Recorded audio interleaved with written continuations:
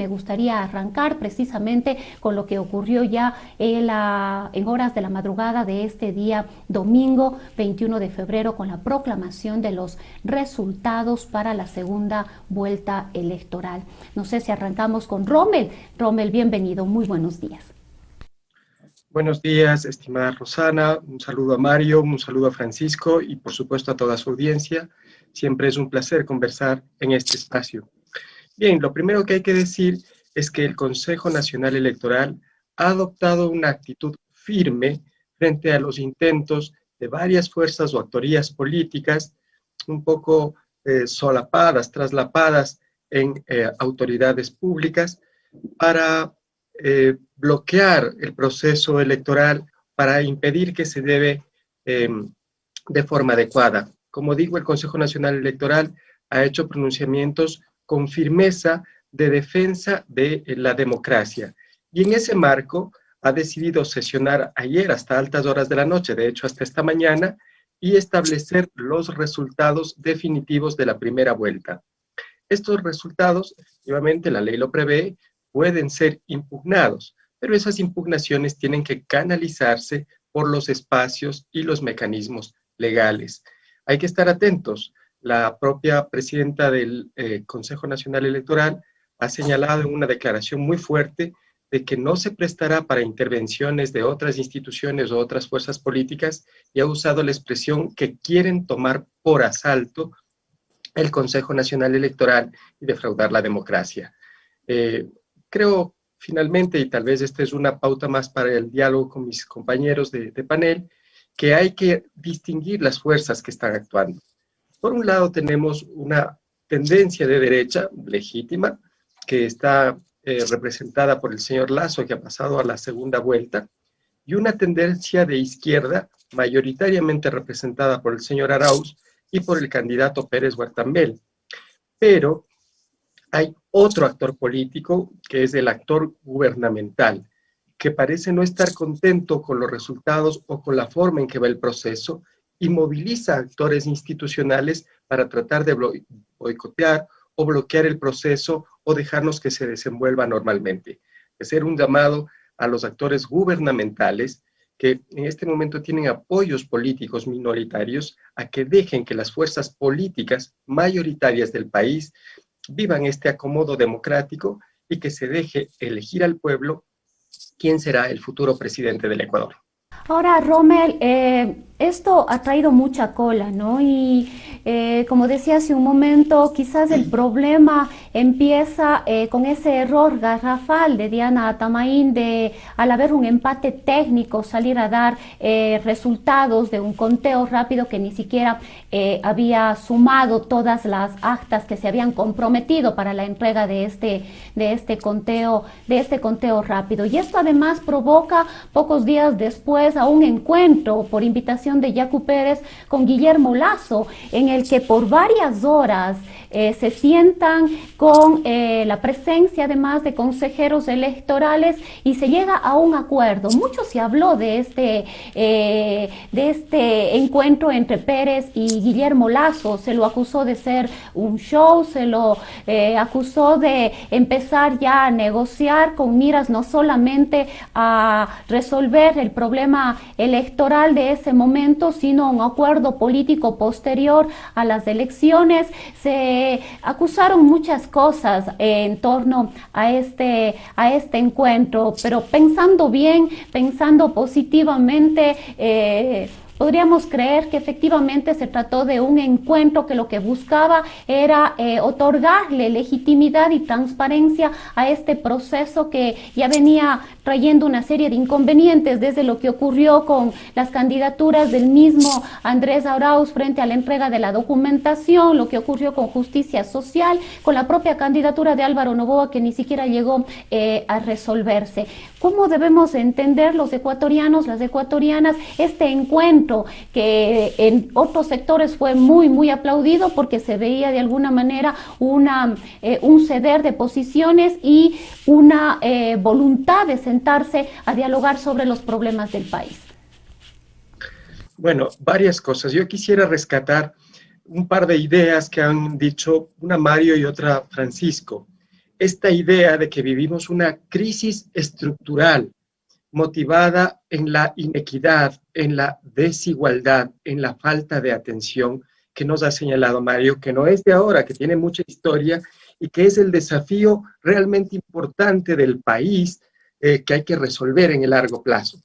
Pero en el corto plazo, Francisco ha señalado uno de los problemas también más críticos que tenemos, y es que nuestra comunicación política, la comunicación que los políticos hacen con los ciudadanos, es turbia y es inapropiada. Manda mensajes confusos y muchas veces conflictivos. Y eso también inflama las tensiones que los ciudadanos tenemos que vivir respecto de las actorías políticas.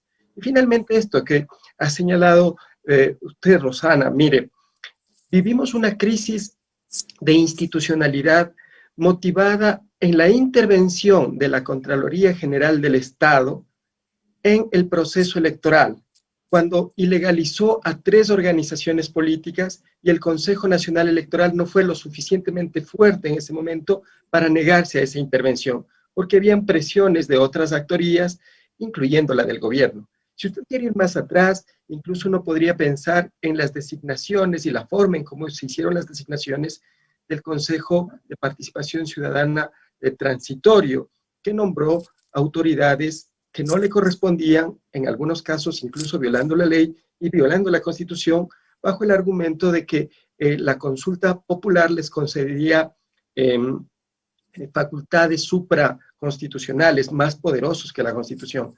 Desde ahí hemos tenido problemas. A la luz de todos esos factores, ¿cómo se lee este encuentro entre Yacu Pérez y Lasso?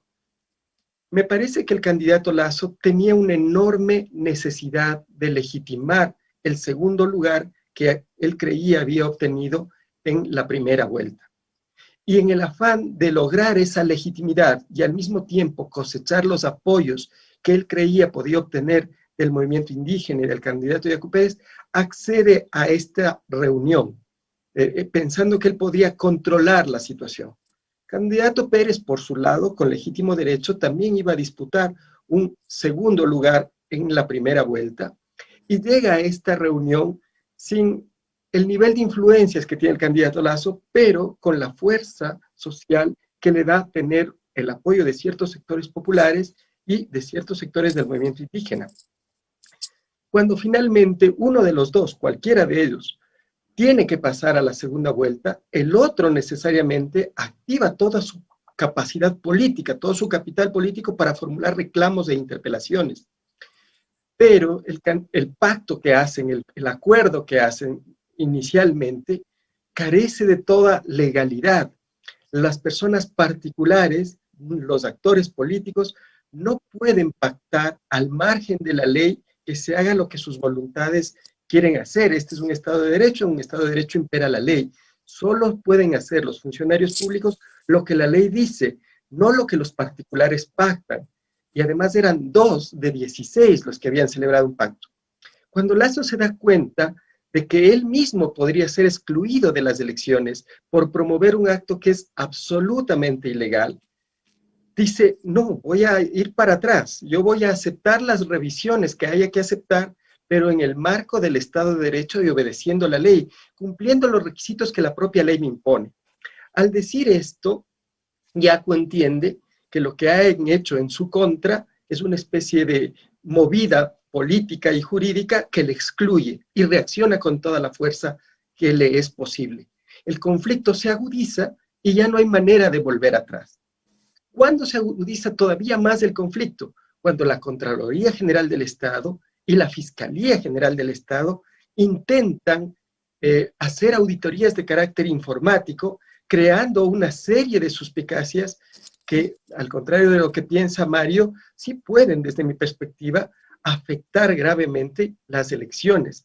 De hecho, los dos candidatos que tenían más posibilidades, el primero, que ya no tiene discusión, y el segundo, que ahora se ha declarado que es el señor Lasso, salen a hacer pronunciamientos serios y fuertes, alertando de la posibilidad de querer suspender las elecciones, prolongar la fecha, incluso ponen tweets diciendo que la policía ha desguarnecido ciertas oficinas electorales, lo cual finalmente creo que no es así. De lo que tengo entendido, la policía ha confirmado que se está dando todo el respeto, todo el blindaje, toda la protección a la institucionalidad electoral, pero hay este movimiento de fuerzas, este movimiento de posiciones, y es la propia presidenta del Consejo quien hace una declaración esta mañana con las palabras que ya he citado, hablando de asalto a la democracia.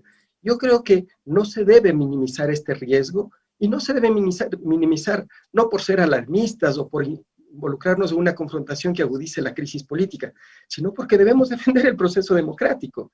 Gane quien gane, el que tenga que ganar, que gane, pero que la voluntad del pueblo sea respetada y que los procedimientos electorales sean cumplidos.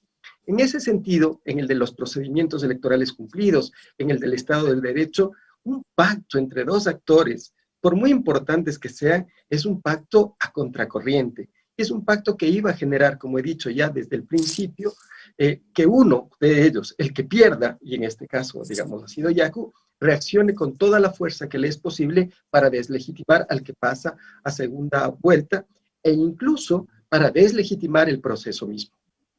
Ahora, Rommel, para poder avanzar en cambios, en soluciones a corto, mediano y largo plazo, necesitamos entender, conocer, identificar a los responsables. Para algunos sectores, el trujillato, como lo han calificado, para otros, el mismo Código de la Democracia es el responsable del caos político electoral. Y en este contexto, ¿cómo avanzamos en una solución en este instante, en este proceso, cuando además la marcha del sector indígena, de las organizaciones sociales, está por llegar a Quito? ¿Qué va a pasar? A ver, yo tengo siempre el sesgo de ser abogado y en buena medida confío en que las instituciones y el derecho colaboren en solventar problemas importantes del país.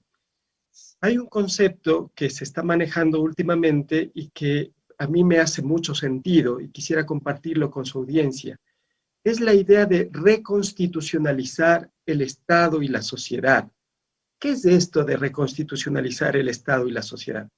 Básicamente es reconocer cuál es la misión constitucional de las instituciones y pedirles que cumplan esa misión con responsabilidad, porque esa misión generalmente implica la realización de uno o más derechos humanos o derechos constitucionales establecidos en nuestra Carta Magna.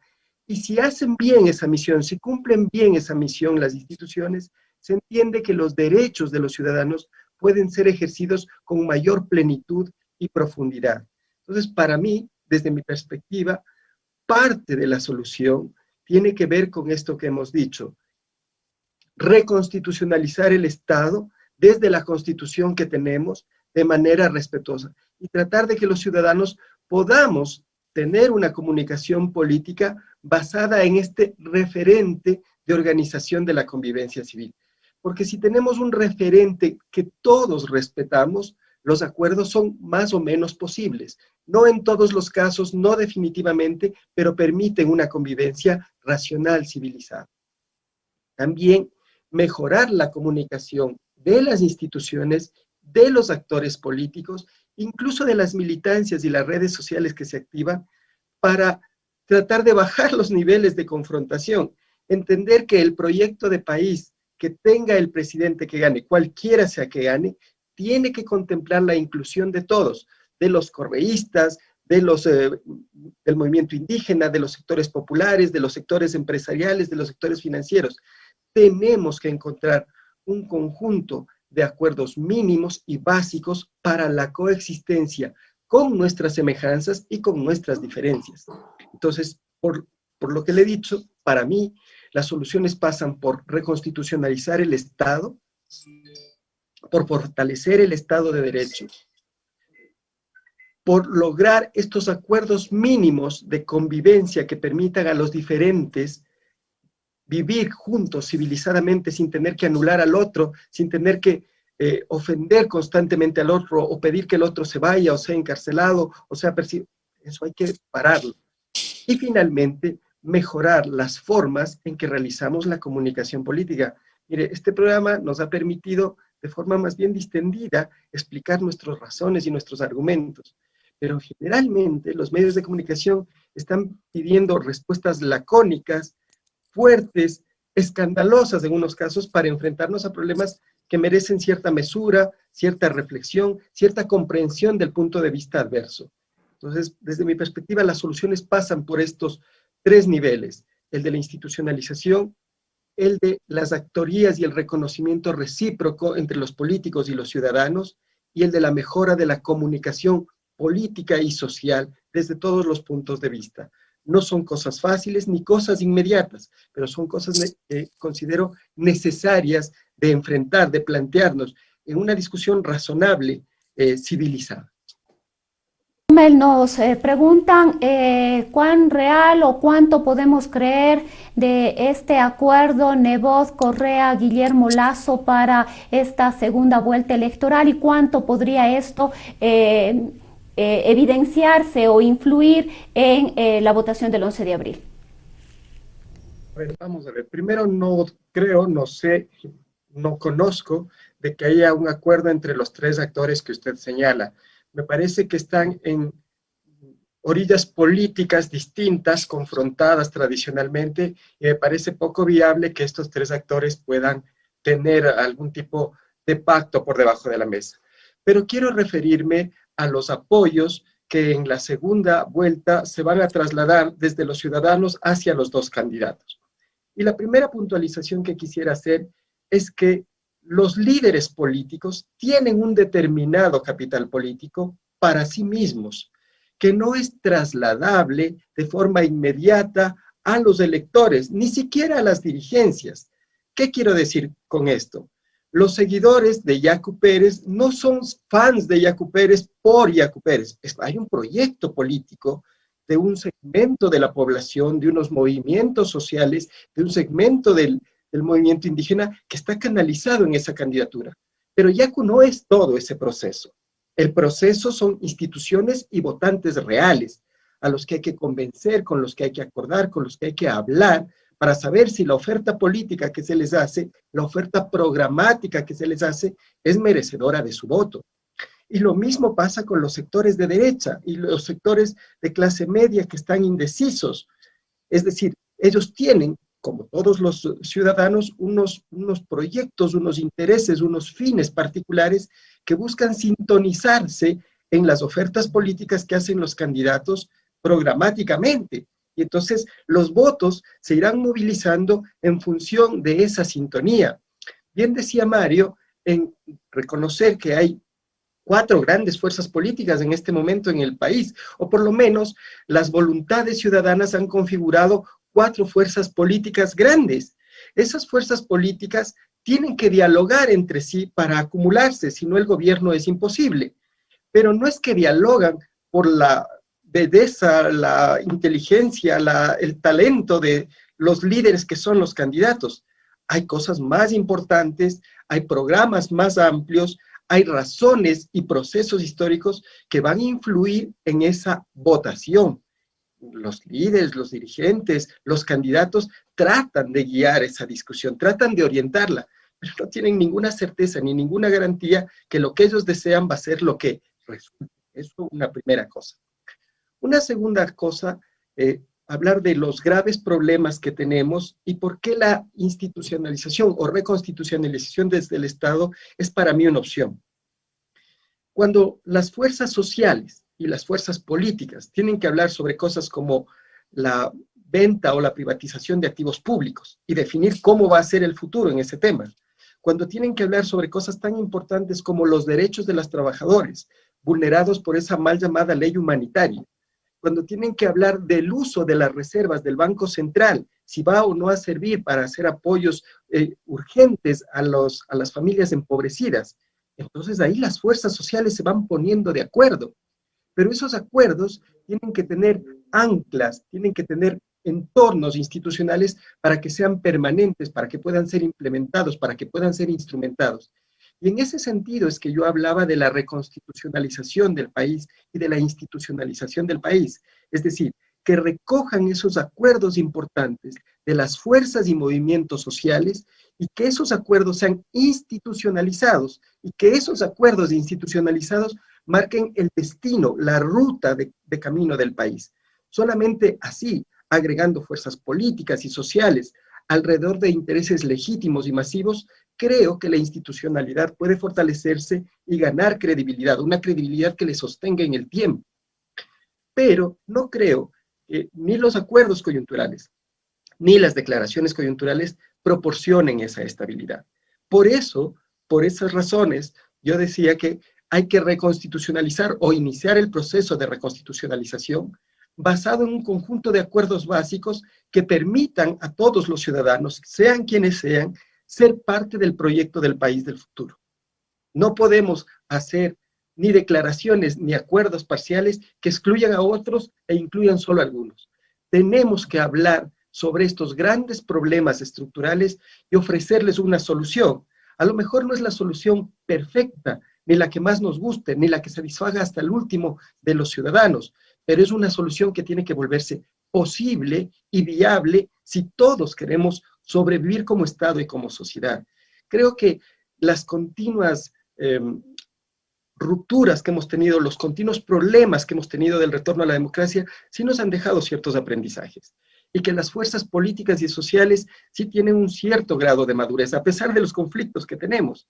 Y nos tenemos que ver de cara a este abismo, que algunos dicen incluso podría comprometer al Estado mismo, hablan ya de Estado fallido.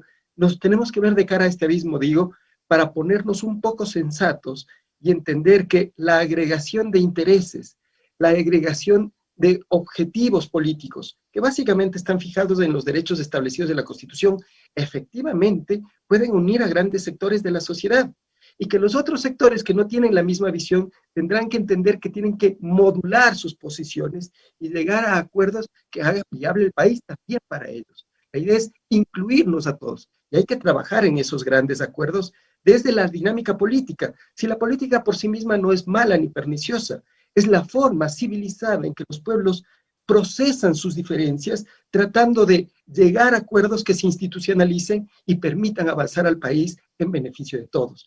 Que se ha usado parasitariamente la política, que hay demagogia, que hay populismo, cierto es, pero precisamente de eso se trata, de limpiar a la política de la demagogia, del populismo, del oportunismo, e ir consolidando estas agregaciones sociales en pactos sociales y políticos estables que nos permitan disfrutar de derechos en la realidad, no en el papel, sino en la realidad. De mi parte, muchísimas gracias. Invitarles además que continúen con nosotros, que a las 11 de la mañana estaremos con José Astudillo en Palabra y Vida. Que tengan un excelente domingo.